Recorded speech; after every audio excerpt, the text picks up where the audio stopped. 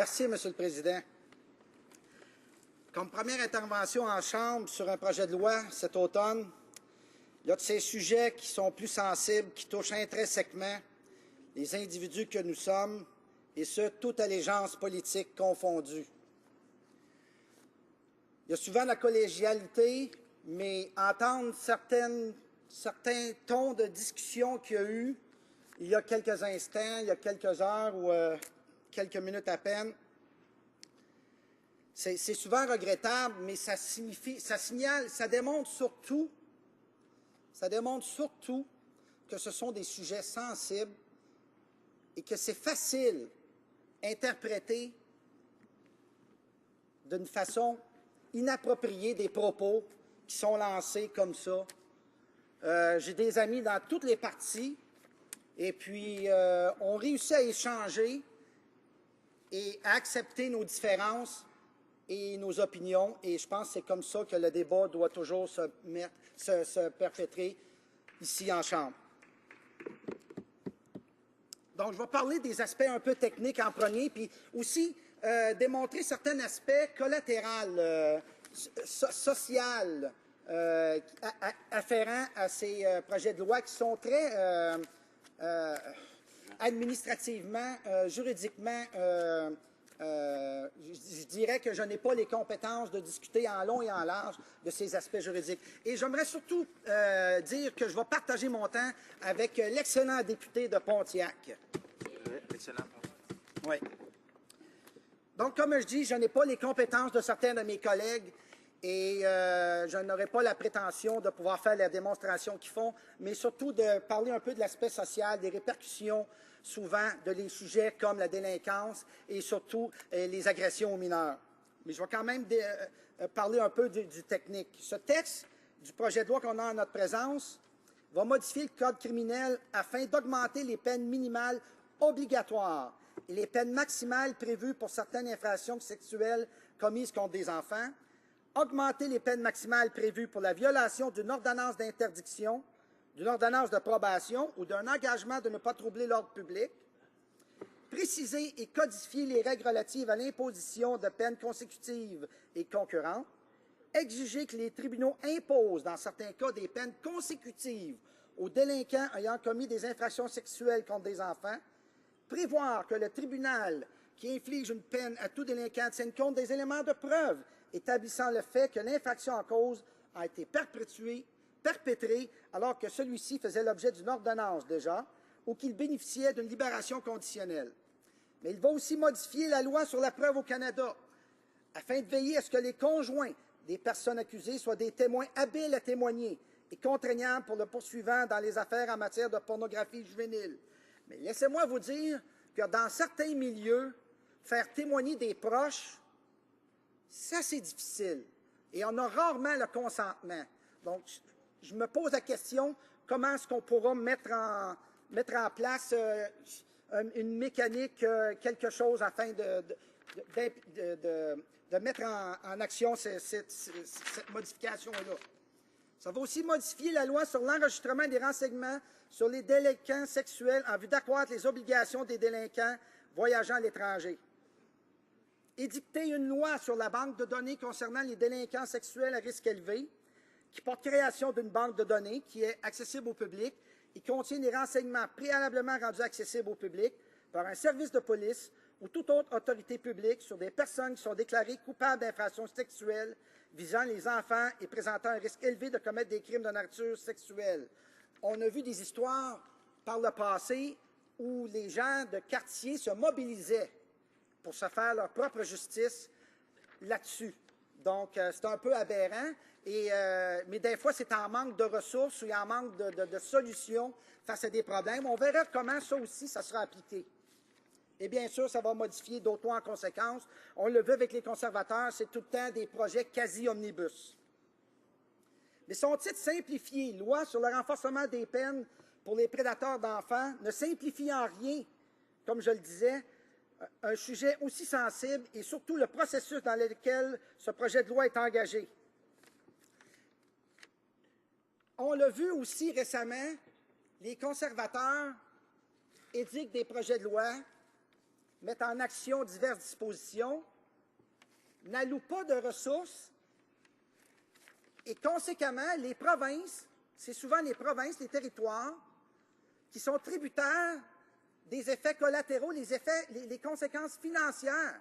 Les budgets ne sont pas alloués, ne suivent pas les actions des conservateurs.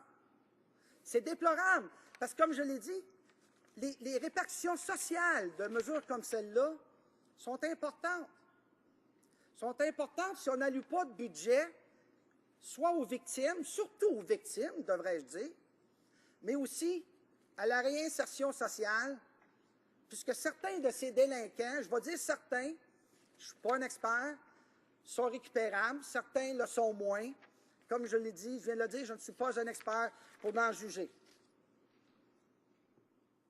Parce que ce projet de loi il prévoit 9 mesures importantes. Obliger les contrevenants déclarés coupables d'infractions d'ordre sexuel qui reçoivent des peines distinctes à les purger consécutivement, comme on disait. Obliger les contrevenants déclarés coupables d'infractions liées à la pornographie juvénile et d'infractions d'ordre sexuel à purger leurs peines consécutivement.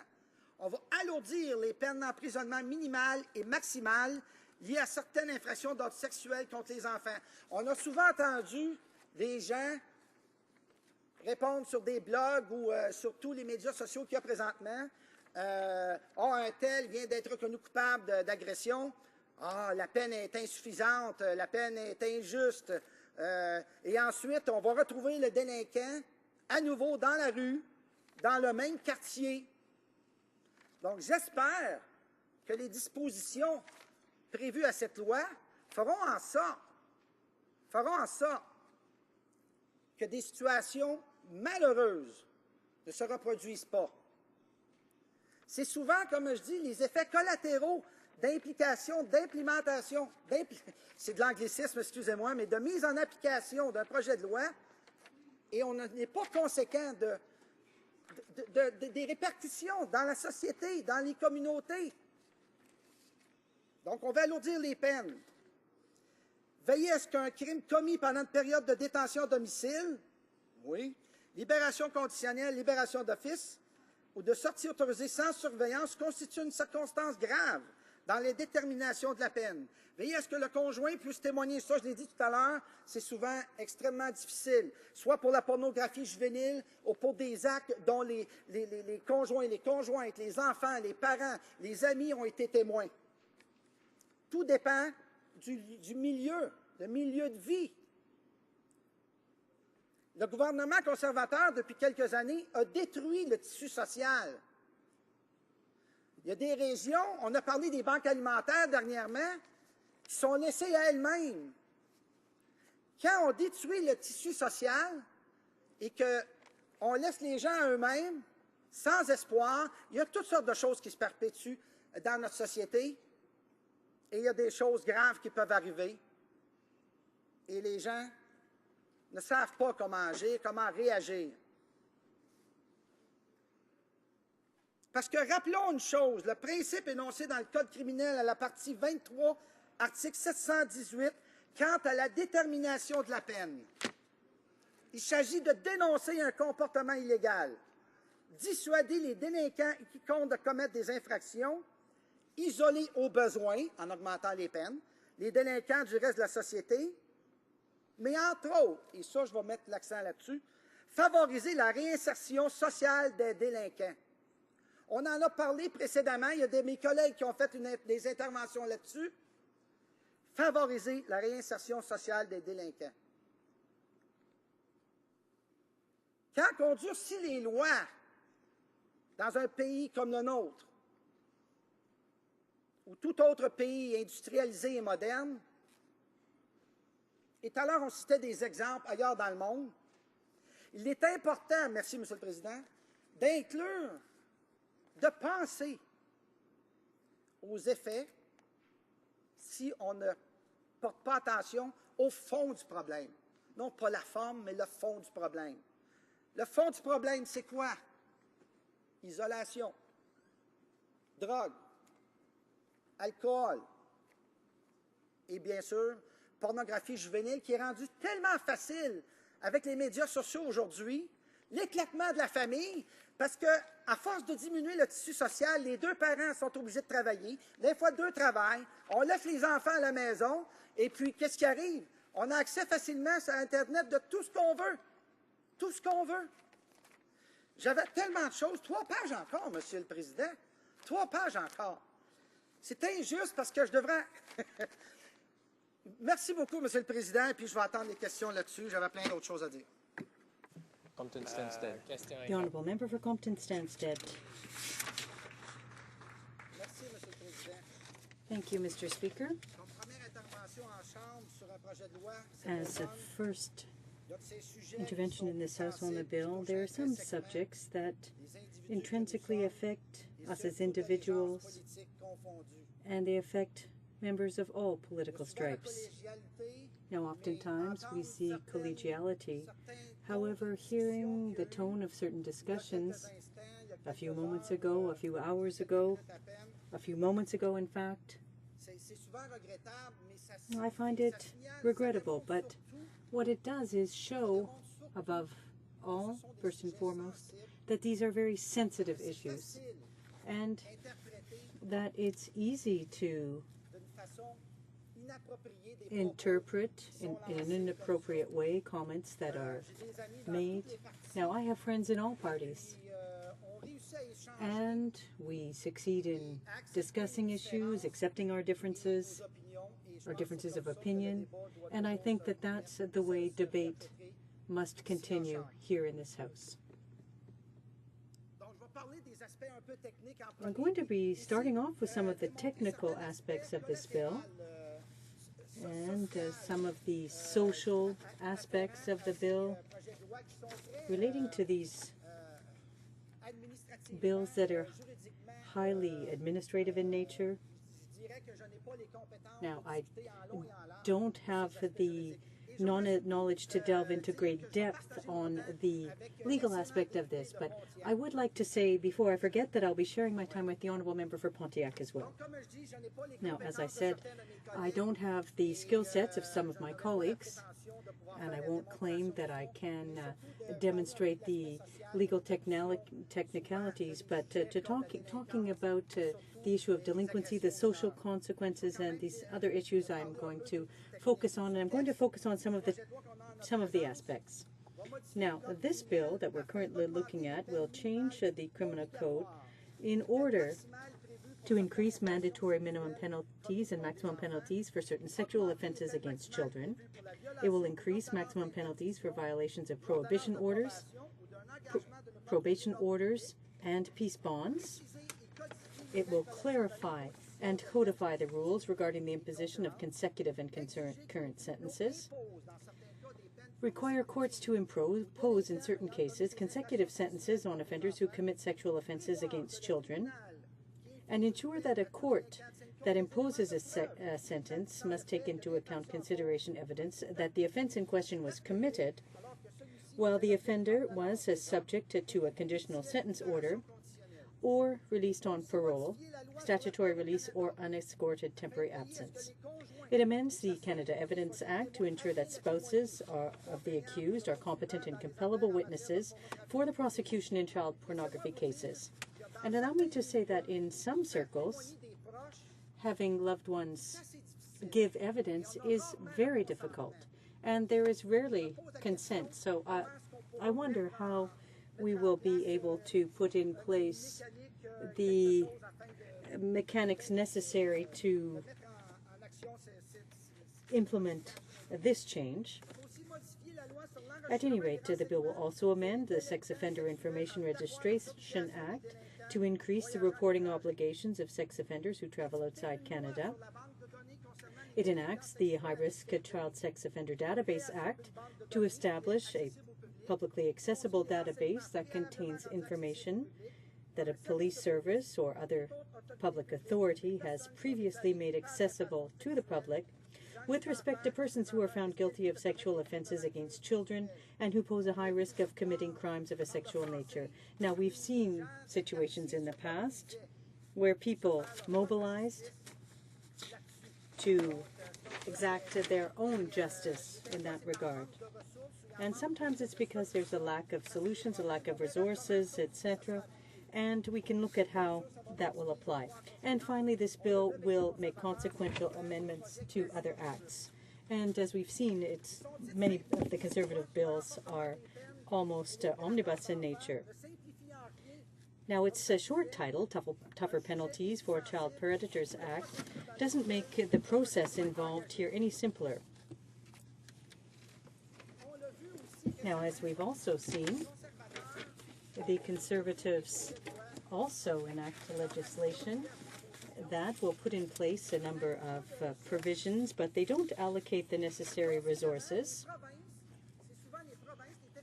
Oftentimes, it's the provinces and the territories that have to deal with the financial consequences of this. And this is really deplorable because, as I said, the social aspect of these measures are very important. These budgets should be primarily for victims, but also for social reintegration.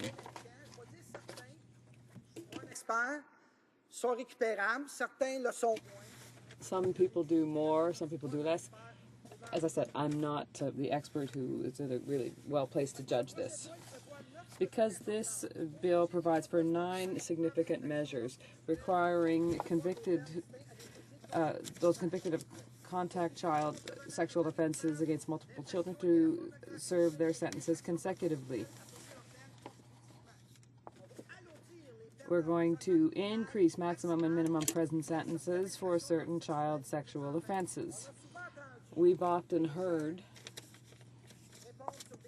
people talk on blogs and on social media, just exists now, that so-and-so was found guilty of the sexual offense against a child and the sentence wasn't stiff enough, and then we'll find that offender back in the street in the same neighborhood. So I hope that the provisions that this bill provides for will ensure that these kinds of unfortunate circumstances don't occur again, or situations occur again. As I said, the implementation of a bill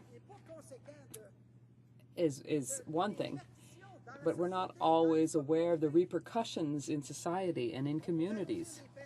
So, sentences will be stiffened, ensuring that a crime committed while on house arrest, parole, statutory release, or unescorted temporary absence is an aggravating factor at sentencing. But ensuring that spousal testimony is available in child pornography cases, that's very difficult, whether it's for child pornography or other issues between parents, things that other people in the family have witnessed. It all depends on the environment. The Conservative government for the last few years has really destroyed the social fabric. There are regions. We talked about food banks recently. The food banks often are left on their own. When you ruin the social fabric and you leave people on their own without any hope, there are all kinds of things that happen in our society. And there are very serious things that can happen. People don't know how to act and how to react. Because let's remember one thing. What's set out in the Criminal Code in Section 23 on sentencing is to speak out against illegal behavior, to deter that.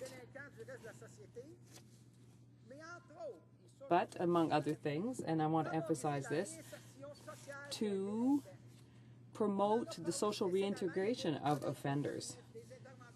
So we talked about this to assist in rehabilitating offenders. So when we toughen legislation in a country like ours, or any other modern industrialized country, and I can quote examples from elsewhere in the world. Thank you, Mr. Speaker. It's important to include and to think about the effects. If we don't pay attention to the root causes of the problem, the substantive reasons why, and what is that? Isolation, drugs, alcohol, and of course, child pornography, which has become so easy with social media today, with families breaking down, because with this undermining of the social fabric, both parents have to work, children are home alone, and what happens? They have an easy access on the internet to anything they want, and people have access to anything. Mr. Speaker, I still had 3 pages left to my speech. It's not fair because thank you very much, Mr. Speaker, and I'll wait for the questions I had. I had so many more things to say.